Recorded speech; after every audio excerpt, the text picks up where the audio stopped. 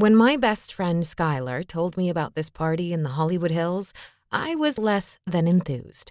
The last thing I wanted to do was fight traffic for the privilege of watching her flirt with some guy. But I didn't want to let her go alone either. She was determined to go, and friends don't let friends go to parties without backup. So Vaughn and I were tagging along. I was riding shotgun, and Vaughn was wedged into the tiny back seat of Skyler's convertible.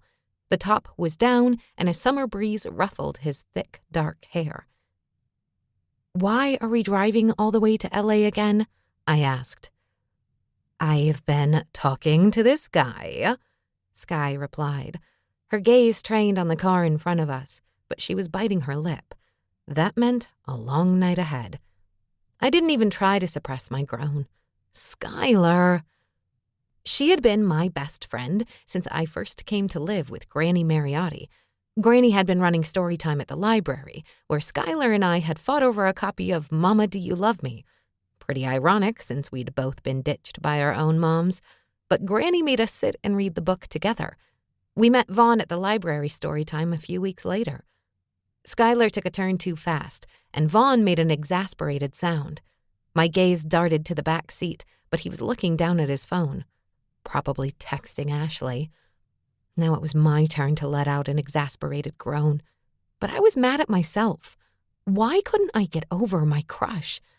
Luckily, Vaughn had no idea how I felt about him. I'd been tempted to do something about it so many times. But it was too late now. He had a girlfriend.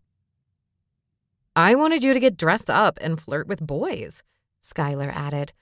"You might meet someone too, you know." I groaned louder this time. "Tansy only likes to flirt with me," Vaughn teased, and I tried not to squirm as heat flooded my cheeks. He had no idea how right he was, and if I was lucky, he never would. "Meet single dudes," Skyler clarified with an eye roll. "You, my friend, are very taken."